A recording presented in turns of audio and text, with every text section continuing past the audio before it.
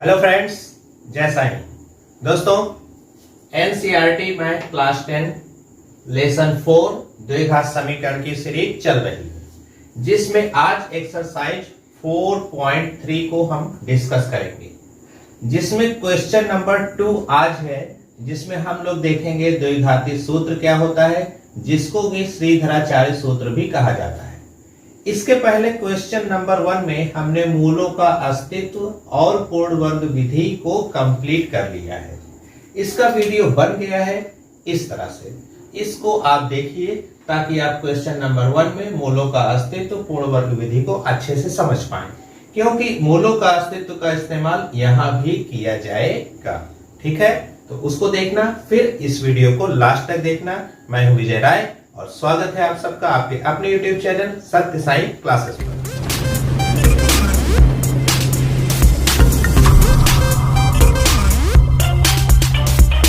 दोस्तों, हम आपको ले चलते हैं द्विघाती सूत्र यानी श्रीधराचार्य सूत्र, जो कि इस सवाल में इस्तेमाल किया जाएगा।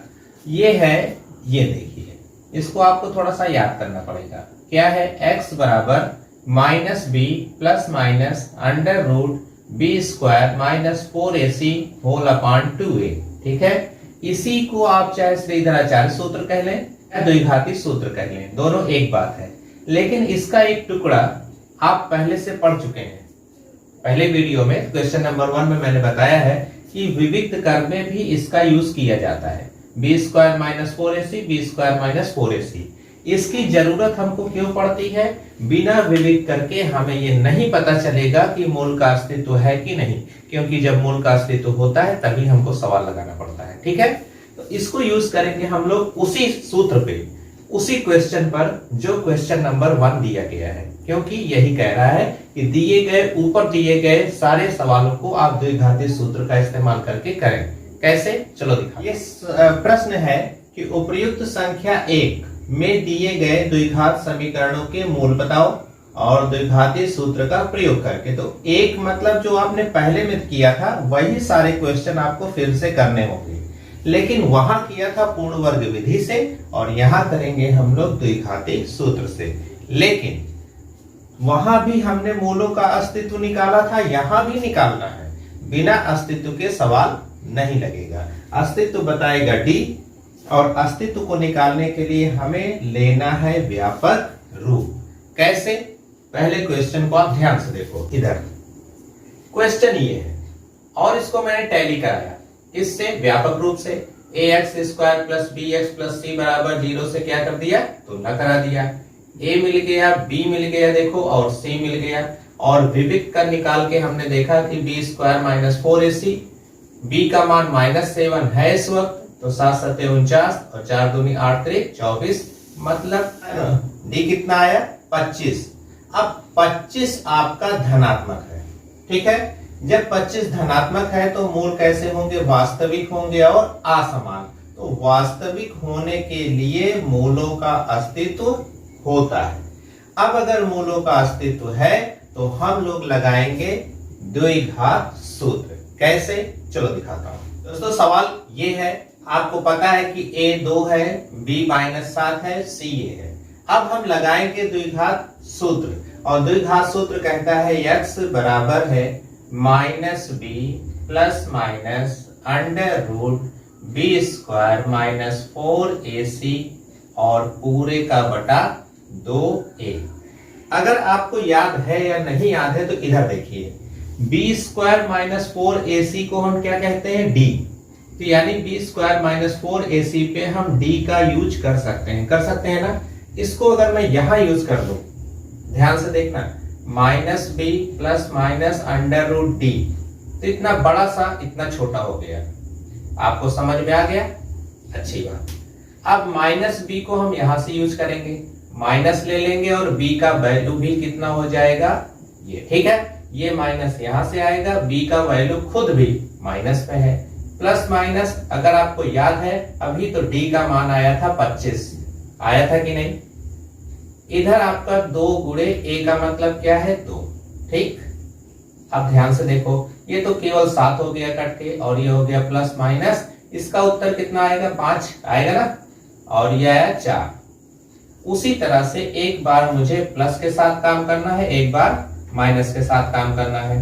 तो अगर हम प्लस के साथ चलेंगे तो 7 + 5 बटे 4 यानी 12 बटे 4। इसका मतलब उत्तर आया 3। ठीक है।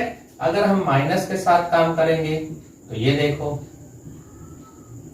इधर उत्तर आता है 2 बटे 4 यानी कि 1 बटा 2। अब x का मान हमें 2 मिल गया। क्या मैम? एक ठो 3 है और एक ठो है 1 बटा 2। क्लियर? जरा सा भी डाउट है तो हम दूसरा क्वेश्चन करके आपको समझाएंगे। दूसरा क्वेश्चन यहां पर आप देख रहे हैं ना, इस क्वेश्चन को मैंने यहां लगाया है। देखो 2x² + x - 4 बराबर 0। क्या कराएंगे हम लोग? पहले तुलना कराएंगे। ax² + bx + c बराबर 0 से क्या करा दिया? तुलना। क्या मिल गया? a मिल गया, b मिल गया और c मिल गया। देखो यहाँ पर b पर 1 है, यहाँ कुछ नहीं, वहां 1 है। इसको लेकर हम क्या करेंगे? विविक्त कर b² - 4ac। ध्यान से समझो, b की जगह 1, 4, a का मतलब 2 और c का मतलब -4। माइनस से माइनस हो गया प्लस, तो कुल मिलाकर d का वैल्यू बनता है 33। इसको याद रखना, d का यूज करना है। तो धनात्मक आया है तो मूल वास्तविक और समान होंगे, और जब जब मूल वास्तविक होते हैं तो मूलों का अस्तित्व है। अगर है तो इसको हम लोग लगाएंगे द्विघात सूत्र से। दोस्तों ये सवाल है और मैंने पहले से ही a और b और c का मान रखा हुआ है, अभी पहले आपने देखा। तो अब हमने सूत्र लगाया तो x बराबर -b plus minus √b² - 4ac पूरे का बटा 2a। हमें पता है कि ये d भी होता है, तो -b प्लस माइनस √d और पूरा बटा 2a। ठीक है। अब ध्यान से समझो कि ये माइनस लगा देंगे, b की जगह हम क्या लेंगे? 1 प्लस माइनस d की जगह अभी अभी हमने देखा ना कि √33 आया था कि नहीं आया था? हाँ आया था। और यहाँ पर आएगा 2 गुणे, यहाँ पर भी 2 आ गया। अब आपको मिलता है, एक बार हम प्लस के साथ काम करेंगे। √33 का कोई वैल्यू नहीं है, इसलिए हम √33 को √33 लिखेंगे। तो -1 प्लस √33 और 1 ये मान आएगा। अगर हम माइनस के साथ काम करेंगे तो -1 माइनस √33 और बटे 4। यही दोनों आपके x के मान होंगे और यही हो जाएगा आंसर। कितना आसान था ना। चलो दोस्तों ये देखो तीसरा सवाल। फटाफट जैसे हमने पहला दूसरा लगाया है वैसे ही हम आपको तीसरा सवाल दिखाते हैं। चलो देखो ये आपका तीसरा सवाल है। पहले मैंने क्या किया कि ax² + bx + c बराबर 0 से क्या करा दिया? तुलना करा दिया। क्यों करा दिया? पता है ना, विविध कर निकालना है। a आपका मिल गया, b मिल गया, ये देखो 4 करने 3 b है और c मिल गया। इसकी सहायता से हमको निकालना है विविक्त कर।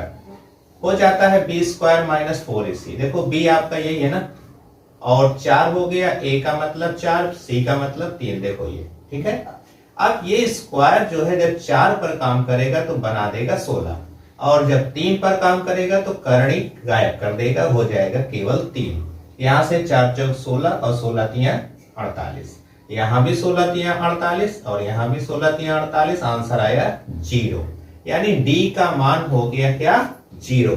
और हम सबको पता है कि अगर d 0 है तो मूल होगा वास्तविक और समान, यानी फिर भी कंडीशन पर मूलों का अस्तित्व है, और जब मूलों का अस्तित्व है तो हमें द्विघाती सूत्र का प्रयोग करना पड़ेगा। तो दोस्तों अब हमें सूत्र का प्रयोग करना है, क्योंकि हमें a का पता चल गया है, b का पता चल गया है, c का पता चल गया है, और द्विघाती सूत्र कहता है -b plus minus √b² - 4ac/2a। हम सबको पता है कि ये आपका d भी होता है नहीं? d बराबर b² - 4ac। तो हम इसको थोड़ा सा चेंज कर देंगे, प्लस माइनस √ लगा देंगे d और यहां लिख देंगे 2a। कोई प्रॉब्लम नहीं। अब देखो कि यहां पर b की जगह पर हम क्या यूज करेंगे?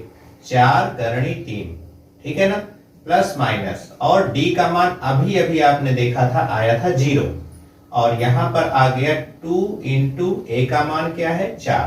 देख लो आप, क्लियर हो गया। अब देखो करणी जो 0 होता है वो 0 ही होता है, तो अब यहां पर आपका हो गया ये, और प्लस माइनस 0। अब प्लस 0 करो या माइनस 0 करो, इस पर कोई प्रभाव पड़ने वाला नहीं। हो गया 2 चौक 8। अब क्लियर हम लोग अगर निकालेंगे तो हो जाता है -4√3/8। अगर हम इसको काट देते हैं तो हमारा एग्जैक्टली आंसर आता है -3 माइनस करने 3/2। लेकिन ये एक बार आया है और हमको पता है कि अगर ये 0 होता है तो मूल कैसा होता है, मूल होता है समान। माने यही चीज हमें 2 बार लिखना है। कैसे? x बराबर -√3/2, फिर से यही, ये ऐसे। ओके, इसको अच्छे से बना देते हैं। यही आपका हो गया आंसर। ठीक है, अब हम आपको चौथा सवाल बताते हैं। दोस्तों 3 सवाल हो गया, अब बचा चौथा सवाल।